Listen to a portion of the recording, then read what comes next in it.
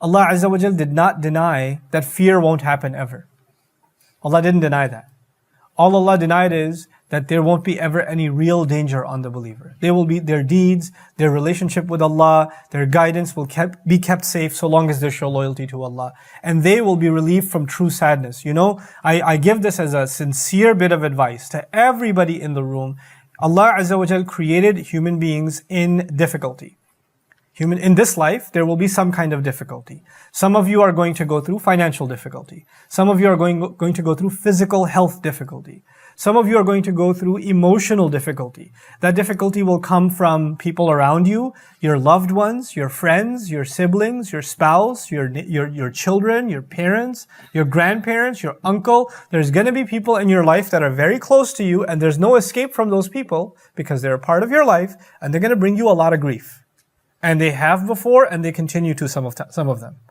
And there are certain problems in your life that have stuck with you for a very long time. There are people in the room that have been looking for a job for years, can't find. There are people in the room that are being buried under debt. Like they've just loan after loan after loan. They're crushed under debt. And it eats away at them. There are people in the room that have had a health condition or are taking care of somebody in their family who has a health condition.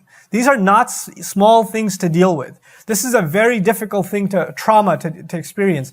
But when Allah says, لَا هُمْ يَحْزَنُونَ, Allah is saying something about His guidance. Remember yesterday I told you how He takes the most sad experiences and turns them into moments of joy?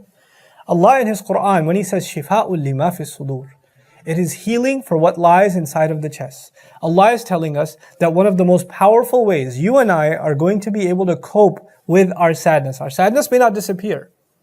Well, we're going to be able to cope with it. We're going to be able to deal with it. We're going to be able to get past it, and we're not going to allow it to paralyze us. And what is going to help us is the word of Allah, the guidance of Allah. The guidance of Allah actually strengthens the heart of a believer. The guidance of Allah actually gives you the emotional strength to be able to go through difficult times, which other people who don't have this guidance, they choose to just down an entire bottle of aspirin and end it. You know? Or they choose to just get drunk and get on the highway and end it. Or jump off a bridge and end it. But when people have Iman, they're in a different category. I love telling the story of a friend of mine who in Louisiana, I'll be brief about it because some of you may have heard me talk about it before. It's such an inspiration. This family in Louisiana, they lived in Baton Rouge, and in New Orleans actually, and they had car dealerships. And their car dealership was right on the water, beautiful, luxury cars. You know, and then Hurricane Katrina came back in the day. You remember Katrina? And this was like a religious family, no bank loans, no interest, no nothing. Everything was cash. And the waters rise, and all of the cars are gone in just overnight. They're done.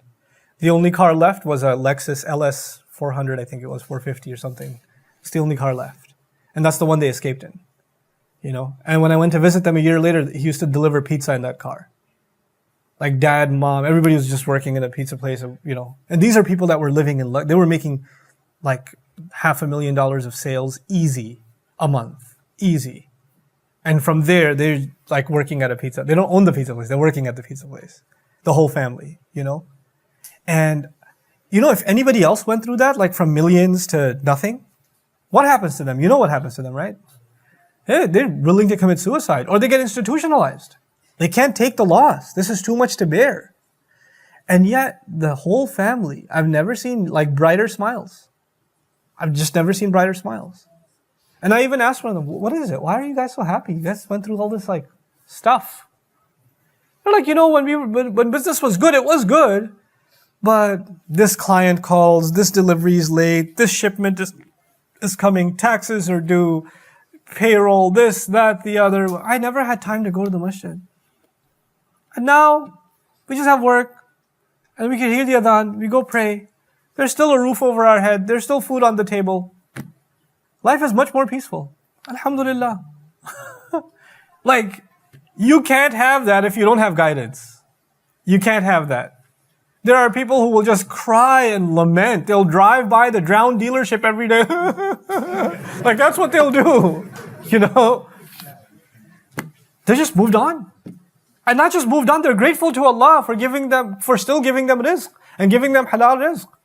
That's iman. That's actually, you're being saved from a kind of sadness that for other people will kill them, will destroy them. They won't even be able to stand up anymore. And yet here you are. This is, فَمَنْ تَبِعَ هُدَايَ فَلَا خَوْفٌ عَلَيْهِمْ وَلَا هُمْ يَحْزَنُونَ.